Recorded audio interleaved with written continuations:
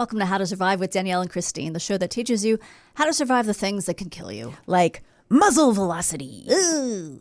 Or a bear trapped under your house. Oh, I heard about that. Yep. And, as we know, coral snakes. Coral, not Corn. coral. And the things that make you that make you wish you were dead. Like walking like an octopus. Yep. Or graphic horse stories. Mm-hmm. For some. For some. How about trying to learn a new language? Oh, so difficult, as my Duolingo app will tell you. For some of us, it actually might be impossible. Impossible. Say impossible. You know what's not impossible? Our theme song? Nope, it's not. You can just listen to it. Do it now.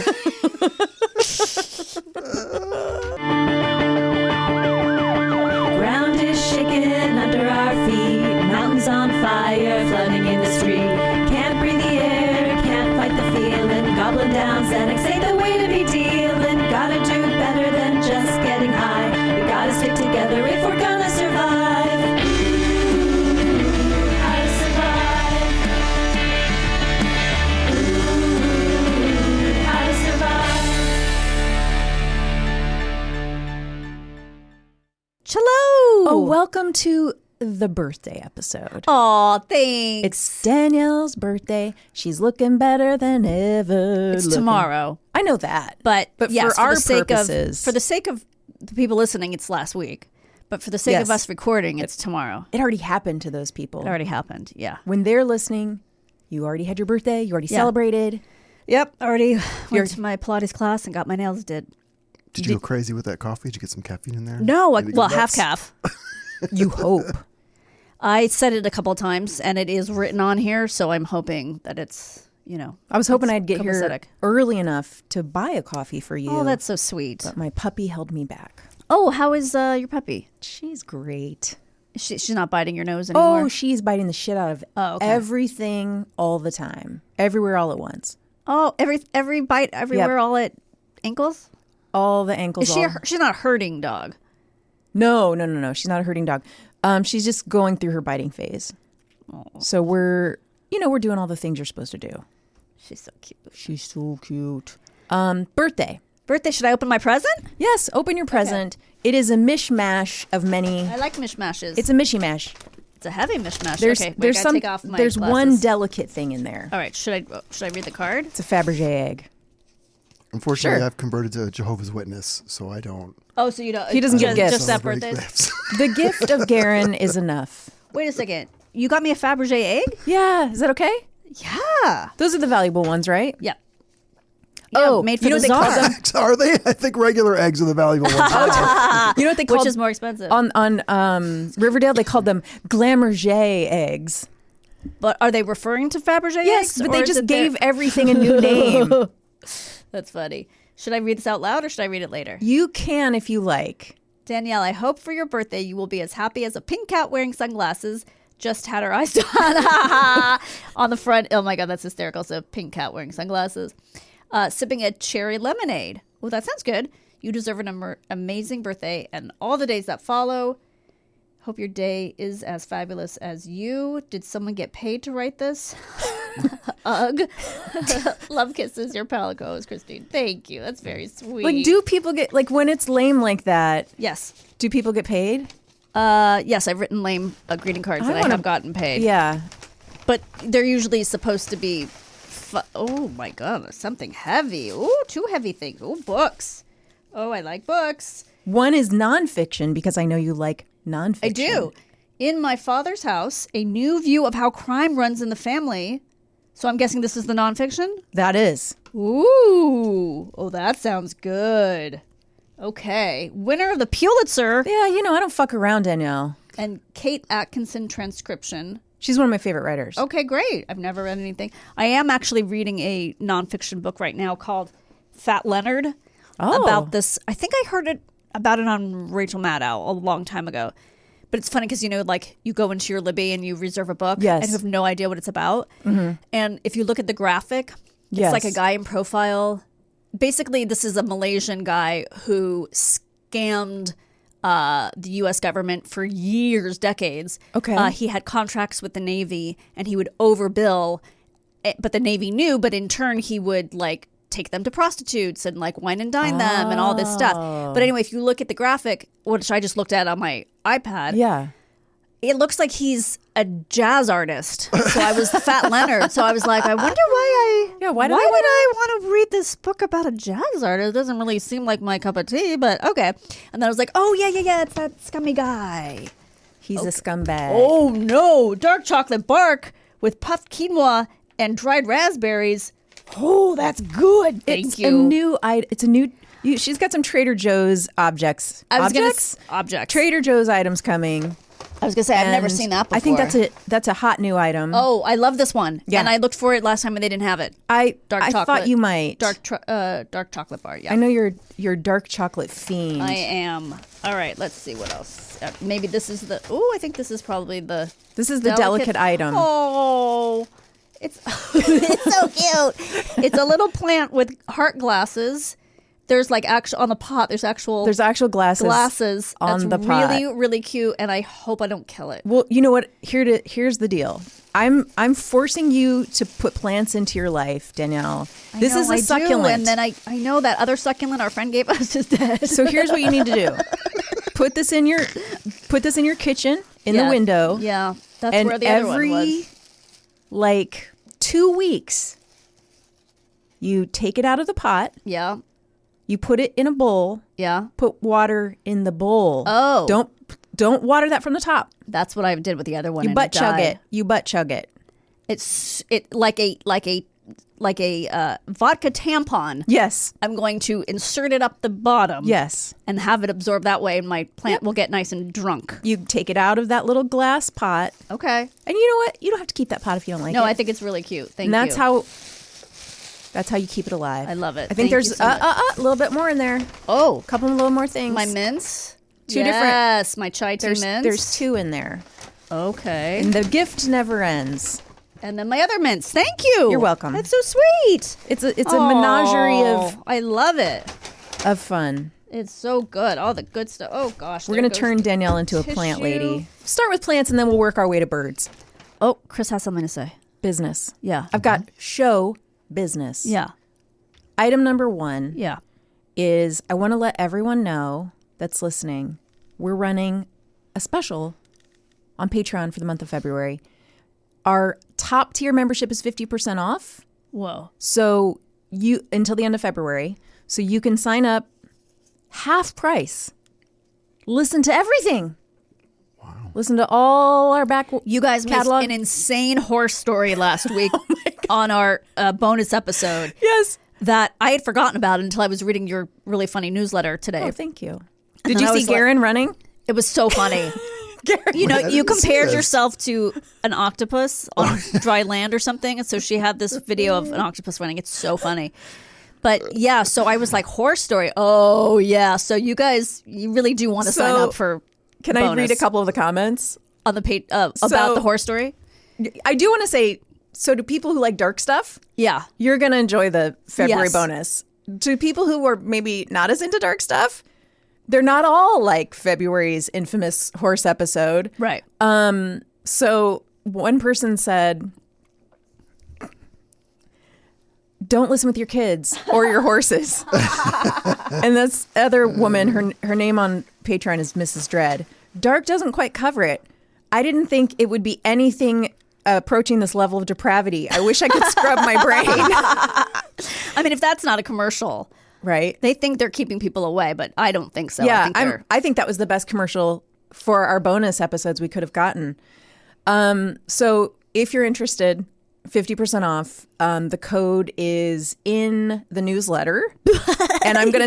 I'll tell. Can't remember it. I can't remember, but I'll tell it to you right now. It is. Oh, why is my newsletter? Oh, 72A40. That rolls right off the tongue. right off. Were you not allowed to choose your own code? No. Oh, okay. They just give you a code. Oh, okay. Or I'm just not advanced enough to understand. 72A40. 40. Yeah. I hate now when in codes they put a 0 or an O because I don't know which one it's supposed to be, and that is so fucking annoying. It is annoying. Or automatic passwords and stuff like that. Oh, automatic passwords make me crazy. So the other piece of news Yeah. is I have to actually myself. Oh, uh-oh. I know it's hard to believe I'd ever get anything wrong, right? Yeah. Any of us, really. None of those sources. Forget it. None of those horses None were... of those stories were about horses. You know, it wasn't even about the depraved February bonus episode. I told a story about my daughter's snake escaping, and I referred to her snake as a coral snake. Okay. Well, they're deadly. Oh, It turns shit. out a couple listeners contacted that's me. so funny. Get out of the house. They were like, please let your listeners know. I misidentified her snake. It is a corn snake, Okay. not a coral snake. I did get a fun email from one of our listeners to give us a way to tell them apart. And I will read that with you. Just give me read that with you. Oh, it's the. Okay, yeah, I remember this. Let me just find that email. Here we go. Please inform your listeners that coral snakes are indeed very venomous and can cause death. There is a false coral snake that is not venomous. Just remember the saying, red touch yellow, kill a fellow, red touch black, friend of Jack. I'm so fucking confused. What does red touch mean? So they're red, black, and yellow bands on the snakes. So the red and yellow, kill a fellow. So you get red and yellow, stay away. That's a coral snake. Okay. If it's red and black, you're fine. Oh, okay. So okay. Alex's snake is fine, is what. But she said false. Oh, I guess there's a false one. But Alex's is a corn snake. Yes. See? No, but hers is red and yellow. There's no black. Yeah. Well, You're talking about the bands. They're bands. They're like circles. Oh, okay. Yours is just in a different category. Yeah, just a different kind. Yes. Okay. Anyway. It looks like an Argyle sock. Isn't it pretty? From over here. She's yeah. so pretty. So, that is what a coral snake looks Gotcha. oh yeah, don't touch Bands. that snake. Now we're done with the show business Okay. that I had. If anyone else has any. Well, I'll just say this isn't show business, but I'll just say very quickly, I started writing some comedy pieces. My first piece is out today. What? It's just a little silly thing about Jeopardy. It's on a publication called Slackjaw, Exciting. which is one of the Medium. So if you just Google Slackjaw Medium, today it's on the front page. It probably won't be by the time this comes out. That's so exciting. Yeah, it's a fun little thing. Thanks. I hope you're going to put it on our Blue Sky. I didn't put it on our Blue Sky. I did put it on Blue Sky, but I will do that. Do it on ours. We'll tweet it. Yeah. We're not on Twitter. Just No. kidding. We'll put it on our socials. I just want to say there's one short thing. Please. Which Say is a long thing. just a silly thing that Oliver and I are rewatching Friends because he finds it comforting. Of course it is. And the episode came on with Brad Pitt. I mean, he's seen it all before. Yeah. But so the episode came on with Brad Pitt. And, he walks in and the audience goes crazy, of course. Mm-hmm. And he said, is there a reason he was on the show? And I looked at him, I'm like, are you kidding? And he was like, what? I go, oh, girl. I literally said, oh, girl, we got to talk. And I told him about, he was married to Jennifer Aniston, and then he cheated on her with Angelina Jolie. Yeah. And I was, my God. Talk about how divisive that was of which side you were on. Oh, yeah. If you were Team Jen or Team Angelina. Yeah, that was that's People true. were really divided. I was Team Jen. I was too. Why would you be Team Angelina? I was going to say, why if she would was you the be? other one? Unless she didn't. Well, there's no, wait a minute. I was just going to give her a lot of grace that she wouldn't know that they were together, but that would be impossible. Yeah, they were married. The hugest story in the world. In the world. I think my roommate was Team Angelina because she was just she's so cool and so beautiful. It's so cool to steal someone else's husband. Yeah, it's so cool. I guess we should probably get to today's topic. I mean, what are we waiting for, Danielle? Okay, nothing except for me to get going. Get your shit together, lady. Glasses change. It's her birthday. She thinks she can just do whatever she wants. Today it's not a life and death situation, but it might be relatable. We're going to learn how to survive a creative block. Oh, like a writer's block or... Yeah. Painters could probably have painter's block.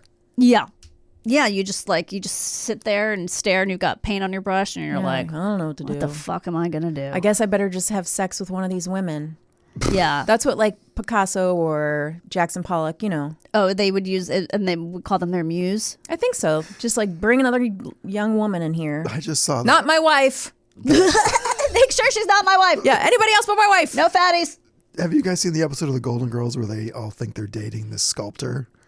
I'm sure I have, but I don't At the end, know. he premieres this big sculpture, and they're like, "It's me, it's me," and They all think it's them. Yeah, and then he Hilarious. turns out to be gay. Oh, that's so funny. So funny. Oh my God, that show was so good. Love it. Okay, blank page syndrome. We've all been there before. You've got your document open, prepared to capture all your brilliant ideas, yet nothing seems to be coming out of your brain. Whether you're a writer, an artist, or just trying to conjure an out-of-the-box solution, a creative block can seem like an impossible hurdle to overcome. Luckily, there are a few proven methods for sparking inspiration to break through creative blocks. Is it heroin? Yeah, that's number 4. Yep. We'll get to there. Put your ideas, good and bad, down on paper. There's the study, the Elsevier study, examined 3 groups of 9 blocked writers and found that those who wrote habitually show the highest level of creativity. Working within a routine not only increased their overall output, but also increased their generation of new creative concepts. On the other hand, writers who waited for inspiration or abstained from writing completely while blocked saw little to no improvement in their struggle to create new work. What do you about? Just those people having a hard time. Those lazy motherfuckers. Come on, losers. I have been writing more little things, and it is easier once you get in the habit to do it, and it's so hard once you stop. Yeah, it's like As you know. exercise. Yes. I have exercise block. Yeah, right? Yeah, that's my thing. I have success block. Oh, I have that. Yeah. Once you commit a specified block of time to your creative work, the best way to start is simply that. Just start. Just do it. Give yourself permission to write poorly. Oh, I do. Yep. I've got lots of permission for that. Uh-huh. And make it your goal to get something down on paper. You'll have plenty of time to revise afterwards, and at the very least, creating something preliminary can lead to better ideas later on. Anne Lamott, author of... Lamott. Oh, you know who this is. Oh, yeah. Anne Lamott, Bird by Bird. author of Bird by Bird, wrote an excellent essay on why writers must start with horrible drafts. This is her quote, "I know some very great writers you love and who write beautifully and have a great deal of money, and not one of them sits down routinely feeling wildly enthusiastic and confident. Not one of them writes elegant first drafts. All right, one of them does, but we do not like her very much." Do you know what's funny, Danielle? Yeah. I read this exact paragraph at all my creative writing Oh my classes. God, this is so great. Yeah, it's in her chapter called Shitty First Drafts. Because it's one of my favorite, like, pieces of writing advice in any book of it. Like, she's the best creative writing. This book is the best book about creative writing I've ever come across. And so this is the same that's so paragraph. funny. So this is like, yeah. you have this stitched. I would if I did do cross stitching. Yes. I would put You it could on just a get a pillow. tattoo. I mean, it's kind of long, but like you could do it down your leg. Or on my boobs. Do it on your boobs. Because they're not going to look that good soon. And yeah. then, you might as well just do it now. yeah. Old English. Old English. I yeah. think that's a nice font. Or Times New Roman. Oh yeah. How happy did Kanye's wife look at? She looked like she's having the time of her life. she looked like she was a victim of being kidnapped. Like Yeah, I feel he like pulled her out of one of those train cars that he has somewhere. Just he has train cars. What are you talking about? no, I mean like where they put all the sex trafficking victims. They lock them Honestly, in those train I cars. feel like That's what she we looked need like. to rescue her. Wait a second. Go back. What are you talking about? Train cars. Yeah, what are they called? I don't Those know. big 'Cause I don't metal know things that ride in the back of trains. Storage, Caboose? those storage Boxcars? yeah, like boxcars. She looks like Boxcar Willie. she has. Yeah, this is a joke that just went off the rails. To be quite But honest, what does he have? Does he? Is Does it he have based- train No, cars? He has none of this. Is he This a just hobo? looked like where she Is he got riding the it from. rails? Wait, what now? Okay. Anyway, we're gonna kidnap her to save her from Kanye. She does. I am worried about her. She It doesn't look fun. for sure. Yeah. It was his idea, and she was. I guess she had to do this piece of theater with him that was It just alarming. First, I just saw the photo with the black bars, and I was like, okay, whatever. And then I saw some video of them like preparing to do it. He's standing there, and then she's turned She around. turns around, and I'm like, oh, this doesn't look. No, I mean, I don't want to like presume because maybe she's into it. She didn't look happy. But boy, does she not look happy. No. And I was like, why don't you have any pubic hair? Well, Also, why do you look exactly like Kim Kardashian? Like, does she? I Do you didn't think she does? I didn't think she did. I just thought she looked like Oh, so you've seen a picture with no bars on it? yeah. Oh, I haven't I just seen thought she looked like an android. Right? Like It's a non ex machina. like a not person, and very deer in headlight eyes of like help. Like she was like Yeah. channeling it with her eyes. She's blinking. But code. he's so mentally ill that like Yes. she I thought can't- you were going to say, but he's so hot. Like, how do you not? What if I thought that? Yeah, he's. If I he's in thought some that, you guys trouble. get me help. Yeah, he is mentally ill. That's true. He Boy. posted something about if you could read, you're something weird about reading, like as if he cannot read. He might not be able to. Like reading is a bad thing. Does he? He doesn't still have that Strange. school, does he? I think it failed. I think maybe we'll find out in what did we I learn didn't even today. know he had a school. Remember the school and all the Yeah, he has I like a think charter. There was a lawsuit against it. I think. Yeah, definitely. Chills. Take a break and step away from your work. On the other end of the spectrum, taking a break from your creative work can also do wonders. If you found yourself ruminating on the same task for hours upon hours, stepping away from the task may do some good. It's all about balance. Psychologist Graham Wallace outlined an insightful theory of the stages of the creative process, which include preparation, incubation, illumination, and verification. During the preparation stage, you collect all the intellectual resources you'll need to construct new ideas. Think researching, planning, and entering the right frame of mind. This includes looking for inspiration. Then comes an extremely important period of unconscious processing. This is where no direct effort is exerted upon the problem at hand. Many great minds have advocated for this stage of incubation, like Alexander Graham Bell and T.S. Eliot. Like you're writing something and then you have to leave, and then it just, the ideas like kind of come to you. Yeah. Let me ask you a question. Yeah. About your process. Yeah. Are you doing a lot of the writing in your head, and then when you get No. to sit down, you put it on the page, or do you do it at the page? Well, that mainly I do it at the page, but like first I have an idea. Again, these are just little essays I'm writing. This is not like I'm writing a novel or Doesn't matter. a think piece. It's all like, don't minimize your creative I'm just saying work. it's just okay. But like I'll have the idea, and then I might think about it a little bit before I write it, but I don't have the actual words. Then, or might just have the title. Okay. Then I write it, and then like yesterday I had to leave in the middle of what I was writing. Yeah. And as I was driving, I was like, "Oh, there's a much better way of saying what I wrote," because it was just a first draft. So I did think of like a better phrase. So you do some writing on the road. a little bit, but yeah. Nice. But when I'm not being productive, these things don't come to me. So there is something about, you know what I mean? Some people are full of ideas and like amazing, but I have to get into the frame of mind of like, oh, this is what I'm doing now. Yes. You know what I mean? What about you? I have too many ideas, Okay. but I don't have the like energy to sit and write that much. But a lot of my writing I do other times. Oh, like while you're not actually writing. Yes.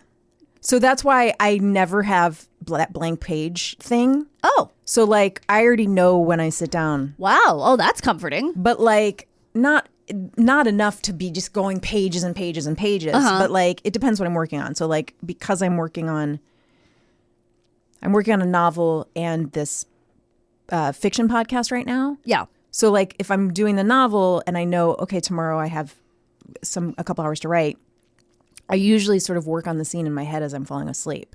Oh, wow. Okay, that's interesting. And then when I get up, I just start writing. Gotcha. But I don't have like every sentence. It's Right. more that like I imagine the next scene for my characters like it's a movie. That's great. Does that make sense? Yes. So I kind of imagine like, okay, I know tomorrow they're going to be in a cornfield. They're going to find the body. It's going to look like this. And it's Right. going to be these characters. So then I don't have to like, when I sit down, it's more just the dialogue. Do you outline? No. Really? I'm called what's a pants seater. That will come up later. Oh, okay. Garen, what is your process? You have written novels and screenplays, right? So novels is a strong word. I've written books that are short things. Okay, well, but novellas. Yes. Still longer novellas, than yes. anything I've ever written, probably. I'm the same thing. My teacher called it a free-falling writer, where you just go and you just write. You don't outline or you don't plan it or whatever. And I've done both. And does it work out? Well, I haven't done much writing lately. Well, I just meant but it did. Yeah. That's always how I did it. And Okay. It always, like, everything I've done has been like that, except for the stuff I did in school, which we had to do outlining, which is very helpful if you can do an outline or a beat sheet or whatever. I've never attempted to write anything novel-like. I've only written television, basically, and mostly animation. And you have to do, that's part of the pay process. Like, Yes. you get paid for the premise, you get paid for the outline, you get paid for the script. And you have to do it, but also, I wouldn't even know what to do if I didn't do that, because I think scripts maybe, especially television, is probably more formulaic than writing a novel. Like, certain things have to happen. Yeah. So, and it makes me feel better. To me, it's a safety net. Yes. All right, we got to get going. Sleep has also been widely documented as a crucial component for processing all the new information your brain has acquired. Debbie Millman, writer and artist, even has sleep twice on her amusing list of 10 ways to overcome creative block. Get enough sleep. Sleep is the best and easiest creative aphrodisiac. Read as much as you can, particularly classics. If a master of words can inspire you, see number 3, which is color code your library. This is fun, and you will realize how many great books you have that you haven't read yet. This is you need to walk away from your writing. Yes. You're stuck. I always say reading is writing. Yeah, okay. More sleep, you can never get enough. Force yourself to procrastinate, works every time. Anyway, there's more stuff it's not that interesting. Although number 9 is watch Law and Order SVU marathons, and I think that's a very good. It is? Yeah. Love that. I'll do that. When creative blocks strike, move your body. Accounts of the creative benefits of walking have dated back to the 1800s. American philosopher Henry David Thoreau penned in his journal, "Methinks that the moment my legs begin to move, my thoughts begin to flow." Nice. Additionally, Thomas de Quincey has calculated that William Wordsworth, whose poetry is filled with tramps up mountains, through forests, and along public roads, walked as many as 180,000 miles in his lifetime, with an average of 6.5 miles a day starting from age 5. And he didn't even have a Fitbit. No, man. He didn't have a tracker. He got those steps in. Yep. Recently, these inklings of the tie between walking and creativity have been scientifically confirmed. You know what? I was wondering about this as I was reading it yesterday. But is that walking listening to your iPods, or is that walking? I think it's nature, quiet. You know what I mean? Yeah, so you can hear your own thoughts. Yeah, I don't think Yeah. I do that enough. I think I'm always listening to something. Yeah. And it would probably, when I'm in the car, I can, but I don't know, if I have something I'm listening to in my earpods, I think it's probably defeats the purpose, maybe. Yeah. And no, Are I you listening think to music, or are you listening to... No. See, not I music. always... scenes pop into my head when I'm listening to music, because I'm so Yeah. I think music is very heavy. inspiring. I also grew up in a time where music was really, really inclusive with television, where there would be a lot of driving soundtracks and TV shows, which interesting. is not, that's kind of a thing that kind of started in the 90s, I think, Oh, interesting. where they would use popular music rather than just a score or whatever. For storytelling. For TV, not just movies. Okay. Okay, where did I leave off? Both walking indoors and outdoors boosted creative inspiration, as the act of walking itself and not the environment was the main factor. Conversely, participants who were sitting produced only half the amount of creative responses as those who were walking. Okay. Find inspiration by changing up your scenery. If you return to the same workspace every day, see what a change of scenery can do for your creative flow. Heading out to a new cafe, a stimulating shared workspace, or a refreshing park can awaken your inspiration and refresh your vigor for working. More dramatically, taking a trip or spending an extended period of time abroad, obviously that's a, different thing, can improve your capacity for problem solving and creative thinking. Jonah Lehrer writes in a Guardian piece, several new science papers suggest that getting away, and it doesn't even matter where you're going, is an essential habit of effective thinking. In essence, our thoughts are shackled by the familiar. Okay, as T.S. Eliot wrote in 4 Quartets, we shall not cease from say it along with me. This is one of the things. I don't have this one memorized. We shall not cease from exploration, and at the end of all our exploring, we will be able to arrive where we started and know the place for the first time. Wow. I don't think I really know T.S. Eliot. Cats.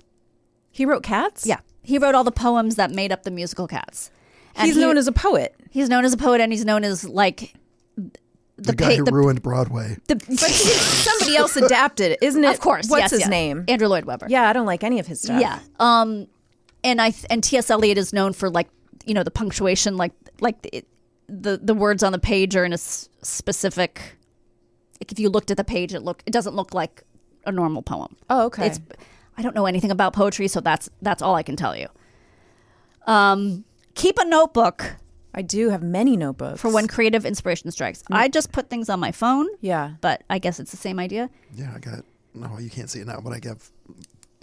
Just scroll through my notepad and you'll see ideas for gay vampire. Do whatever. But they're all gay vampire, right? They are all gay. Vampires. Isn't it kind of redundant? Gay Do you want to hear vampire. the idea? I'll tell you the idea. We'll hear Garen's thing at Later. what do we learn because we need to get going. Yeah. Got it. Keep a notebook for when. Okay. In her book, The Art of Slow Writing, Reflections on Time, Craft, and Creativity, Louise DeSalvo reveals how author Joan Didion used her notebook. Into her notebook, Didion writes descriptions of people she observes, random observations, the sign on a coat in a museum. I don't know what that means. The sign on a coat in a museum. I don't know what that means. The sign on a coat in a museum? Yeah. I don't know what that means. I don't know. Okay. Facts she's learned, the tons of soot that fell on New York in 1964. Recipes, one for sauerkraut. In a nutshell, Didion used her notebook to remember moments that would later inspire her writing. Then DeSalvo goes on to reveal that her own notebook has worked in similar ways. Entries from a particularly tough time in her life helped create a few authentic essays for a volume. A friend of mine who writes a lot was just going through her old letters, like things she had written people, things people had written her as inspiration That's for writing. cool. Yeah. Use a notebook to save interesting thoughts, questions, and observations. Write down things you've read, films you've seen, anything that you find interesting. The power of keeping a notebook is that you'll create an arsenal of inspiration, pages upon pages that you can return to when you're feeling stumped. Here's just a couple of more ideas. This is from Joy Harjo, who was the first Native American poet laureate. Find a sense of play. A helpful way to unblock your rut is to invite more play into the process. Get your creative juices going by experimenting with new ideas and playing with new mediums. Embrace improvisation and let go of perfectionism. Doodle in a sketchbook, try free writing, dance to your favorite song, or make collages out of old magazines. Immerse yourself in a new environment. I know we sort of already said this, but I like that she said, like if you go to a coffee shop or something, transcribe what you hear and see. Give yourself permission to include anything you notice. Joy says you might find new material that inspires you by paying attention to these sensory details. What people are eating, what they're wearing, what it looks like. Okay, refresh your spirit with inspiration from other artists. If you're feeling uninspired, look to other artists' work for inspiration and rejuvenation. Joy says when she feels a creative block, she finds that usually that I need to be refreshed in my spirit. I go find a poem by somebody that I love, or I go read a book by a poet that I haven't read yet. I put on music. I look at art. Okay. I think we're going to move on to our story. Oh, I love a story. This is called How I Crushed Writer's Block with a Joke. It is by... Oh, no, I erased the woman's name. Oh, I will get it later. Oh, no, I got it. Her name is Anka Antochi. She's the author of something called the Chimera Trilogy. Okay. I say Chimera. I think it's Chimera. Chimera. Is she native? No, she's from... Anka, that's German. She says she lives in Europe, so Okay. I'm guessing she's... But is Anka with the C German? Anka's usually with a...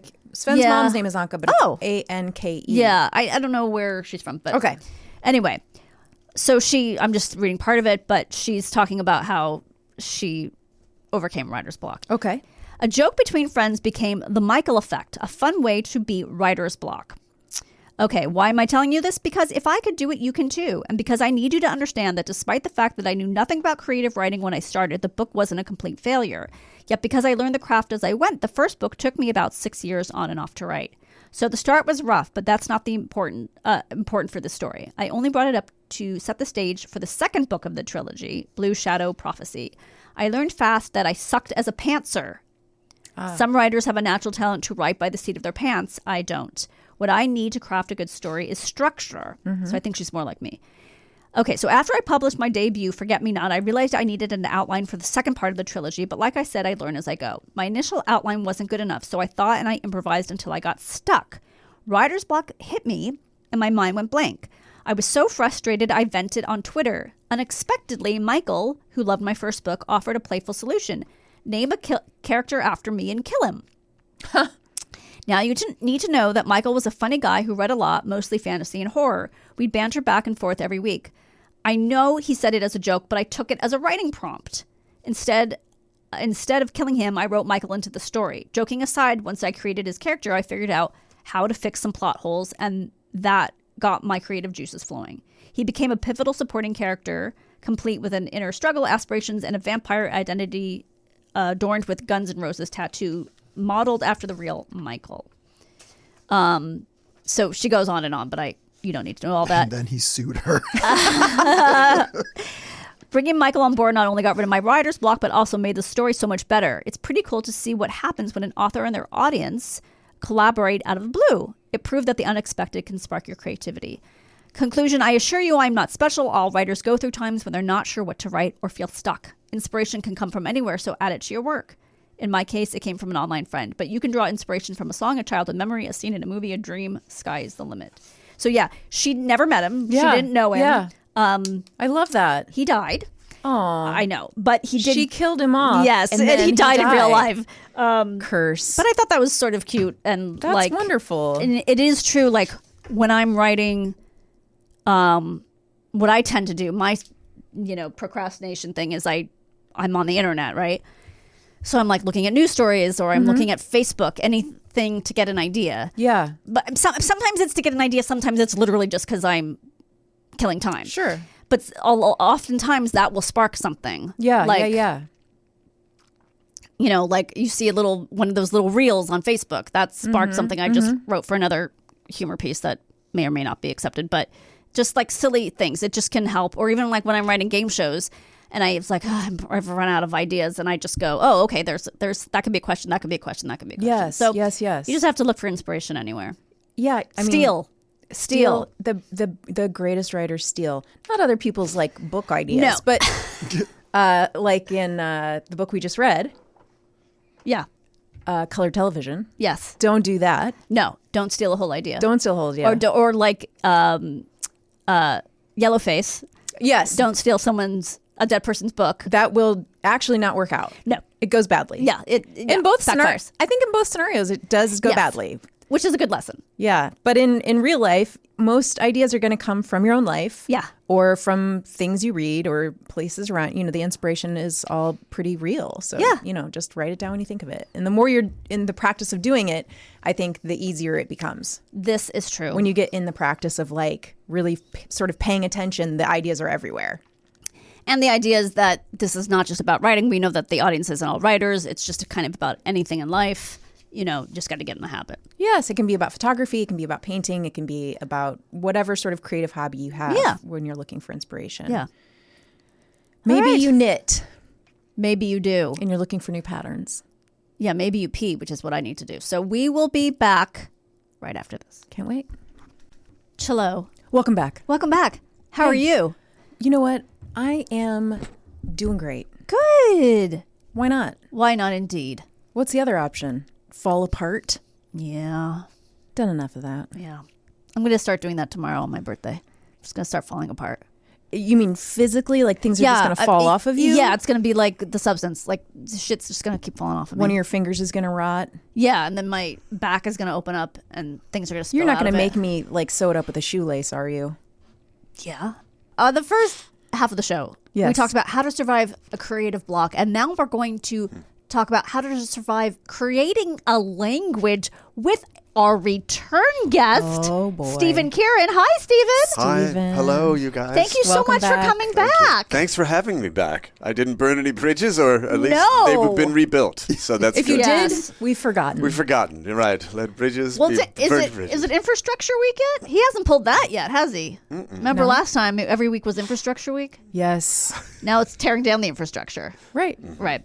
Okay, well, the exciting thing about Steven, we know him as an actor and an improviser. We do know And that. he has his own show now, which I'm guessing talks about some of the stories that you told the first time you were on our show. Yes. Those are woven in sort of into the second Yes. half. But the first half is just sort of a mishmash of all sorts of memories. It's called Memoiry Lane. Yes, I'm so And it's- sorry. No, I Clever. love it. I love it too. It's at the Gary Marshall Theater in Toluca Lake Correct. Yes. on March 1st, because the first date is already sold out. Yes, that's the Friday night. This is the Saturday night, March 1st. Is tickets are still available? I think it's Yes. half for now. I think for now. Get on that, actually, listeners. I just realized I think Jimmy already bought tickets for us. Oh, really? Yeah, I'm pretty sure. For what night? Do we know? Okay, it doesn't matter. What am I? I can't remember because I'm going to be really good that night. it's The other also one? it's also the weekend of our son's show, but we're not going to go to every one, so it's one of those nights. Okay. So that's very exciting. Oh, good. And you can also read your stories on your Substack. Listen to them. Oh, Actually. listen to them. That's I mean, right. you read along, but they're all done. I record all of them because they're meant to be performed out loud. So Gotta I figure love out how that. to listen whilst doing something I'll else. show you. It's just put it Okay. on your phone, the Substack app, and then Oh, hit it's a play, Substack app. and Yeah. off you go. We're also on the Substack app. Oh, I yeah. just didn't realize. I know we're on Substack. I just There's a didn't realize it was an podcast app. thing. Yes. Yes. And Okay. what's the name of your Substack? Memoiry Lane. Nice. Doodly doot. Dude, And doodly doot doot. Memory Lane. I hope you have lots of sound effects like Oh, that. there'll be on some them. sound effects. Yes, don't Okay. worry. Just yell it out too if Very you'd like good. a little horse or I don't know, some bad organ. We don't want to talk about horses anymore. Okay. People will probably be mad at yeah. us if we keep talking about horses, or already are. In general, or the first half of this particular episode? No, it was our Our bonus. it was our bonus Oh. that we did last Friday. Things got And you- dark. Yeah. Oh, okay. In Yeah. an equestrian Yep. Yeah. sense? Okay. Yes. Well, you know, that's the risk you take Yeah. It with is. horses. Yeah. They took that risk. You are here to talk about a very special anniversary, Which is today. which is today. February 4th is Yes. the 25th anniversary of The Sims. Right. Of the So Sims for game. those who I actually Sorry, I'm trying to put on my glasses. Yes. For those who- emphasis, apparently. for those who aren't totally familiar, give us a quick description of what The Sims is. Okay, I will say this to that. Yeah. People either know The Sims Right. or they don't know The Sims. There's nothing in between. If you know them, you really, really know them. But it's you kind of know The Sims. I was going to say, I think I actually am in between because I never played it because I don't play games, play video games. But I was very aware when it started because I don't think there was anything else like it. No, right? there was nothing else like it. But what came before it was something called Sim City, and this is invented by Will Wright at a little company called Maxis up in Walnut Creek. So, Sim City was like in the mid '90s, Okay. right? And you could build a city, and you were actually As a computer game. yes. Okay. There was a big fire in Oakland that was the Oh. Oakland fire that burned Will Wright's house down. Oh.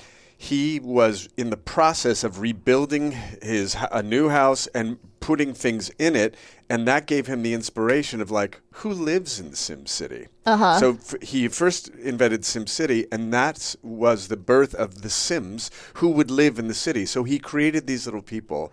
Oh, God. Okay. First, you were just the person playing, but there was no First, you avatar. were just you building Okay. cities and everything, and then it became like almost more personal as he started to make certain choices about building his life again. Okay. Wikipedia has a little wrong then because it made it, because I did read a little bit about it yesterday. And Okay. It made it sound like the whole idea of SimCity came from him rebuilding That his may house. be right, Okay. but I always heard it. I always heard that it was the Sims. The birth of the Sims was more tied directly to him, because in the Sims you sort of build your own. You know, you have a neighborhood and you have a Right. life and you furnish it, and so that's. Yeah. But well, who knows? So it's like a precursor to, not Roadblocks. What's the one? Minecraft. Minecraft. yes. Okay. Yeah. So should I just launch into what happened? Sure, Yes. 1987, I start improvising up in San Francisco. So I'm kind of for like, let's say 10 years, people know me from watching me be on stage performing in San Francisco at the Right. Bayfront Theater. So I'm brought in by this guy who saw a show to do some voices in their home studio for, I forget what studio he was working for, but it was a gaming company. And I spent a lot of hours in a really small booth, and I was able apparently to do that. I didn't think it was anything strange. But I was, and this is sort of now in the mid-90s, okay? Now, is this for SimCity or is this No. for something unrelated? So, unrelated, sort of, in a second. I'll show you. Sorry. So I'm in there, and I'm sort of doing the voices, and I'm in there for a while, and I did it for a few days, and that didn't seem like it really mattered for anything until they told me later. Cut to a couple of years later, that was John Luce. His wife is Claire Curtin. Claire Curtin is one of the original producers of The Sims. Okay. So she says, why don't we get that guy? Because they knew that what they were trying to do was going to take a lot of labor in the booth. And that guy can also do sound effects. Ah, okay. Because what I found out later was that I was the last person in a long line of people who were brought into the booth in Maxis because what they were trying to do is invent a language for the Sims to speak that no one had ever heard of before. Okay. And they were doing it this way. They wanted people around the world of all ages to be able to play this with a brand new language. Okay. So they said, let's take existing languages that are a bit obscure and see if we can graft them onto each other and merge these languages. So exactly, that's the face I made. Now, now, was the idea that eventually people playing would learn the language? Or was the idea... I don't know. Okay. I don't know what they were thinking. Yes, they would... I want to say no because of what eventually happened, because Simlish, which is what we're leading up to here in a moment, is not very trackable. It's not like Klingon or any of these fake languages, right? Not fake, but that you can track. There's just a few words that you can pick out as being in a glossary of Simlish. Okay. And they did that intentionally. They wanted it more, I don't know, ethereal in a way. So here's the deal. So I go in there, not knowing that I was the last, station on the train of all these people that they had burned through trying to do this. I came in, fresh-faced, thinking, I'll just come in here and rock this. Navajo was on this page and some Cherokee. Oh, my God. And there was an African dialect on this page, which boy. I want to say, I think was Swahili or a version of Swahili. Okay. My job, sitting in the booth, there's the glass, there's the director or producer, there's the engineer, is to watch an animation of a very rudimentary looking little sim character and try, they told me, say something like, why don't you take the baby out on the balcony and show the baby the ocean? Whatever. Okay. Just a basic thing. And then you see the sim do that and walk out. All the while, you're trying to pick off of both pages and merge these languages. Oh, my God. What, different words from those different ones? Yes. And trying them backwards, trying to combine the first half of this word with that one. All the while, you're watching this. And it's a complete and horrible disaster. Yeah. And I'm watching it happen, and Will Wright is in the booth, and a bunch of other people who I didn't know who they were, but I described them like putting out cigarettes and like fighting with each other, and they weren't, but that was what it felt like tearing out pieces of equipment and fist fights. Will Wright had somebody in an intern in a headlock. Just slamming the door on someone's face. Yes, exactly. Right. A blowtorch was wiping out all this equipment. So, however, what was the whole time through the glass was Claire. Claire was right there. Mother Claire. I mean, truly. And Claire just sat there, and after each one, she was like, okay, let's cue it again. And she just kept setting me up. Robbie over there, the great Robbie Cocker, was over there just kind of maybe we try a different animation. So it all just collapsed. Right. It was a horrible failure. Yeah, I would imagine. And everyone said, we're going to take a break. Okay, so they're taking a break. All their backs are turned to me, and I'm just feeling horrible. Right. Claire is like, it's okay. She goes, it's okay. This this has been really hard. It's very, very difficult. Let's just take a break. Let's just sit here for a minute. So Claire is talking without the mic on, and I'm trying to read her lips like this. He has ruined our lives. So I'm watching that through the glass, and something occurs to me. Sorry, I just spit somewhere. But anyway, I said, Claire, and she goes, yes. She came back on the thing, mother loving. And I said, Claire, there's this game in improvisation, in short form improv, called Foreign Poet. Foreign Poet, where there's two people on stage. One person speaks in gibberish, and the other person interprets what they just said, and then they do a poem for the audience, while this person is actually all the pressure's on the person interpreting, right? Because they're trying to rhyme and they're trying to. I said, what they do is they just sort of wing it. They just wing it. They're speaking gibberish. Mm-hmm. And she gave me a look. I spoke to Claire 1 week ago. Uh-huh. We got on Zoom because I wanted to make sure I got the story just right. I said, the look you gave me, and you tell me if this was right, was, well, it can't be any worse than what you've just done. Oh, my God. Which was like, we have nothing to lose. Right. Is how she put it. And I was like, okay, that's a face you made. And she goes, yeah, that's what I was thinking. So I looked to Robbie and I said, cue this up and let's see if he can just sort of gibberish his way through this. So they queued it up. Uh-huh. And in my mind, this is how we did it. You would think about what is this person saying in English? Uh-huh. I'm going to try and gibberish it up instead. Okay. So they queued it up, and I gibberished, and she sat there, and she asked Robbie, do it again. Do it again. So I did it 3 times. Uh-huh. More or less the same. Okay. Because each take would be always slightly different.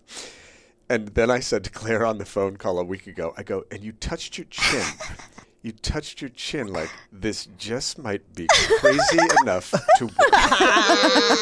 And she goes... She suddenly had a cat on her lap. She stroked it. Suddenly. Right. She looked up to her right. And I said, that's sort of what I remember. She goes, that's exactly what happened. Okay. Then they started... Try this, try that. Now, this is the part that I'm making up, but I think happened. Okay. You know what I'm going to say. No. The people whose backs were turned were suddenly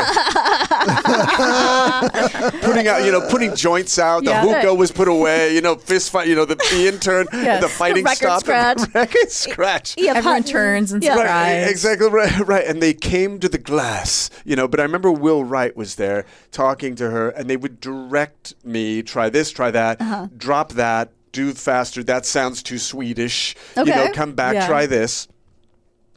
No lie.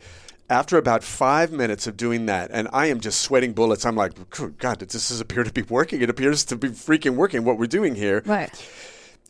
They asked me a question that would change my life for like the next 9 years. It'll make me cry. I'll tell you why in a minute. But they said, do you have a female counterpart? And that's as much as they got out. And I said, Jerry Lawler.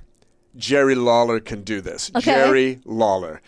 Jerry's gone now. Oh. Okay, she passed away in 2019. But I can tell you right now, for the next 7 or 8 years, I sat with my shoulder touching her right shoulder, smashed into a booth because they grinded us through stuff. That was the other thing about being able to do it in the booth for hours and for days at a time. Yeah. I mean, it was insane. It was like child labor, but it was just so.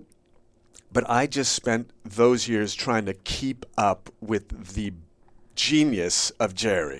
And she would steal from me and I would steal from her, and we would just go and go and go and go, and it became this trance state that we got into. Wow. And we would just sort of feed off of each other's energy and keep each other going and I remember there were times she would reach over to me and just grab me and just shake sounds out of me. And I would be just and I would do the same with her, and it was just unbelievable. I've never experienced anything like it before or since. And I got to say, they just, I think 2 days ago, re-released Sims 1 and 2, which is us. We did the first 2, iterations. And it was just insanely emotional. How exciting. Yeah. So you two provided all the voices?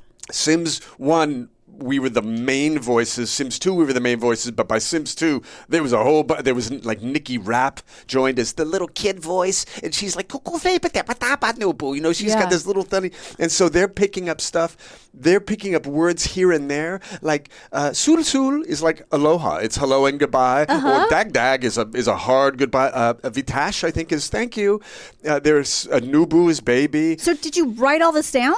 They tracked it, and as we got further and further in, there was a great producer named Bill Kearin, and Bill Kearin started to be able to write Simlish. He could throw us words that he was able to start to compose on his own. Okay. So those lists that were originally Cherokee and Chumash and Navajo. Yeah. Those were now Simlish, so it was much easier. But I never liked. They had lists of them when we did Sims Medieval. We did a medieval thing, and it was like, you know, we'd be able to reach over and just grab. Yeah. So by that time, it was sort of interesting to grab that, and it was much easier for new talent to come in and just be able to pull that. But it was never scripted. No, never scripted. So you were improvising every single time you got in there. Completely, which is wild. We were paid a writing fee. Good. Yes, but we were never given royalties because it was an old contract. Because I will tell you this. As of this day, I mean, Garen, you should probably check this out. They said I think it's 200 million copies have been sold. Every year or a few months would go by because we were doing expansion packs and like all this crazy stuff. We would, and then we were acquired by EA. So suddenly we're on this gigantic campus. Wow. And like everything is bigger and brighter and assistants are running around and there's a soccer field and like, right. And you know, food is coming in. Like I didn't ask for food. There's food. And they said, I remember walking by this wall, and it was they showed these awards and statistics of the actual numbers of people, and it was winning the biggest game in the history of games and for a while and all this stuff. And they turned to us and they go, we got a statistic this morning. These are the sort of the brass we're having lunch with one day.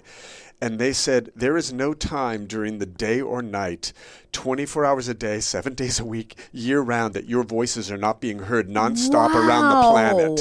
Wow. I'm still stuck on the idea that they thought it was a good idea to have it laid out all separately and that you would be able to come in and read off of 4 different languages and put it together. Like, as a producer, why wouldn't you create a script? Why wouldn't you make a script where they're already combined that you're going to read off of? I don't know. That's exactly what I was thinking. And all I know is that I'm sure there were much faster minds than me that had come in before and were able to do that better. And I think they thought it doesn't sound like it. No, I'm still thinking that they just weren't that organized. Yeah. Maybe that too. Right? Yeah, because it's like, no, you would already create a script where the languages are combined for the reader. Exactly. Even if you had who would do 4 scripts in English. Exactly. And like, here, read from these separately but combine them. Right. I'd be like, the more we talk about this, the angrier I'm getting at them. I say we get up there to EA and march right into the offices. Yeah. I think part of it, was they were desperate in a way, like get the guy who can mash sounds together and have him come in and maybe it's a sound thing. Turned out it was a sound thing and Jerry was musical. So it was all very, it was my mashability and Jerry's musicality plus her just sheer energy and just brilliance of inventiveness that I think that made this weird alchemy between us. yes, you guys were an incredible team. I feel that way, yeah. And we raised each other's game. I don't feel like I could do it at that level with anyone other than Jerry. And did you end up doing other either video game work or animation or language work, which is crazy. I remember. Do you remember the movie Mars Needs Moms? Yes. Okay, I've right. heard of So it. I remember the title. I don't know if I've seen it. So I went in and I auditioned for the character of Wingnut, which was, and it was all going to be mocap and was mocap. And it was Seth Green and Joan Cusack and Foley. What is his first name? Is Dave? Dave, yes. From Kids in the Hall?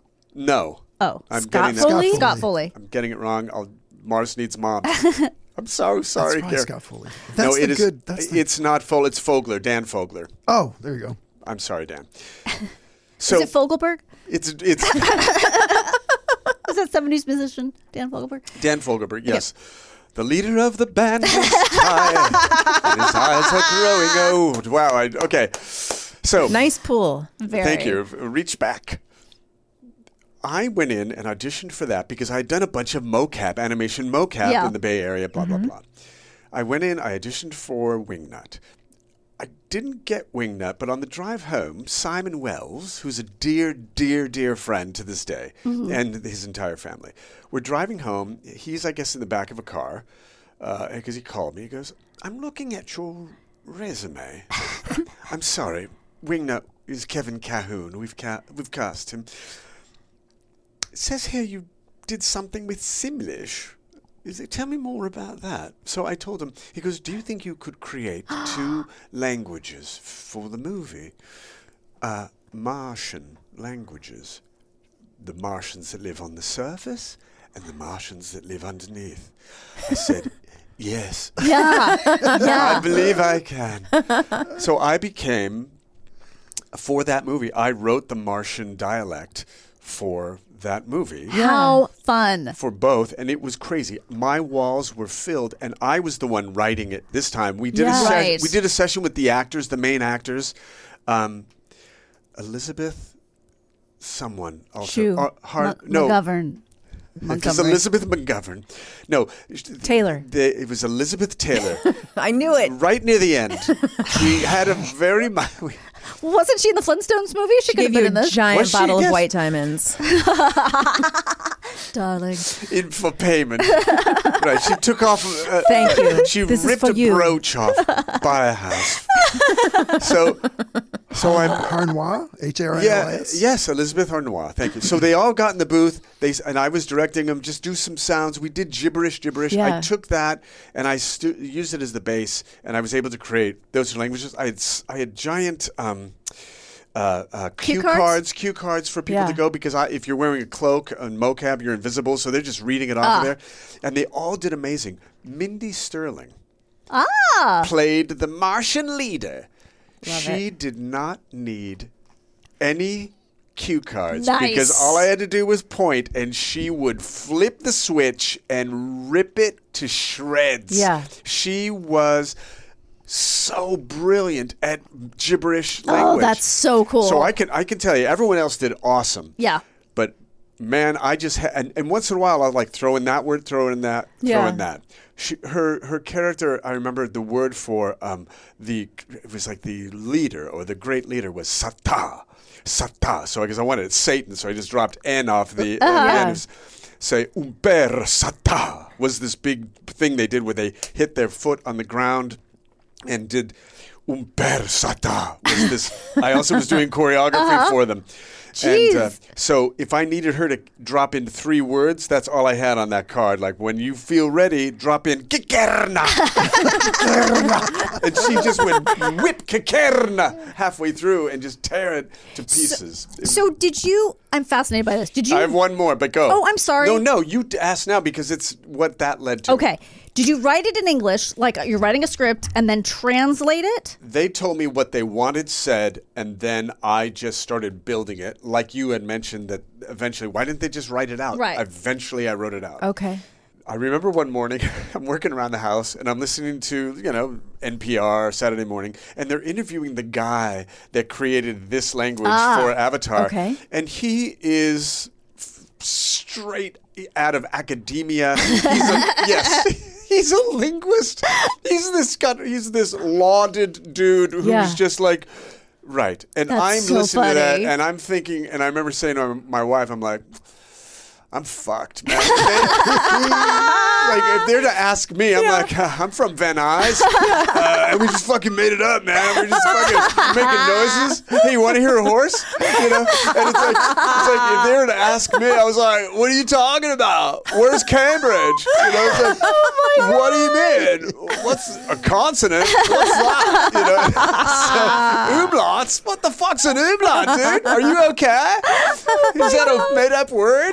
That's literally what I felt like. I never felt more valley. I never felt more like a poor kid who like didn't do good in school, then oh God, I hope But you they know don't. what? It's the same result, so who Yeah. cares? I guess. Yeah. I mean, all due respect. I mean, when you listen to that language, I'm sure you can hear there's going to probably be like an outrageous difference between mine and that. But it was like, I am just kind of like going, is this how you do it? This is a funny sound. Exactly. Stephen, this has been so fantastic. Thank you so much. You're welcome. I love the story. Sorry, I talked nonstop. No, that's why you're on. That's We why love you're it. here. We love it. And we're going to go see your show. Yes. People can follow you on Substack and listen to you tell your stories, which is great. Yes, You're they're such all a meant to be fantastic listened to, yeah. storyteller. And we will be back right after this. With what did we learn today? What? Kristine, Yes. are you ready to learn what we learned today? Not just ready, but excited. Everybody stop everything where you are and sing happy birthday to Danielle. Happy Oh, no, we're birthday good. to you. Okay, we'll just do Thank that you. part. Leonard Glenn Francis, also known as Fat Leonard, is a Malaysian national who was convicted of bribery and fraud for his role in a Navy corruption scandal. Whoa. The scandal involved the ship support contractor Glenn Defense Marine Asia, which Francis owned and operated. Francis bribed U.S. Navy officers with cash, luxury items, travel, and prostitutes in exchange for classified information. So that's the book I'm reading right now. Well, it sounds wonderful.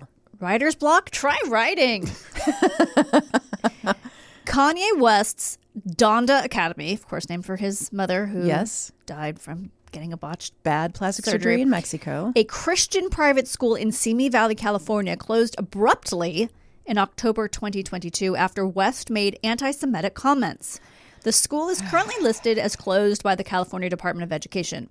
In addition to West's anti-Semitism, former teachers and an ex-assistant principal filed lawsuits alleging discrimination and wrongful termination. Yikes.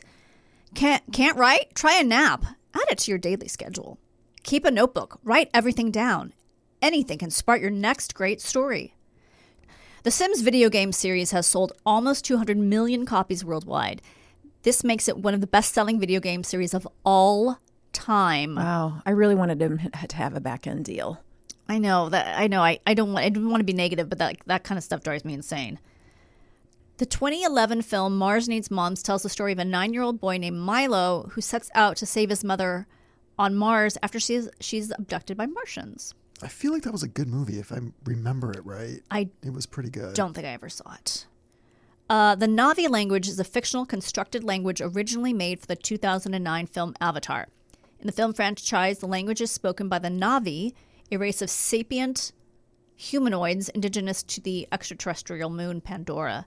Designed by Marshall School of Business professor Paul Frommer, the language was intended to be learnable by the film's characters, pronounced by actors, and distinct from human languages. Don't forget our 50% off Patreon code 72840. And it's also in our Substack. Is that a 0 or an O? 0. 0.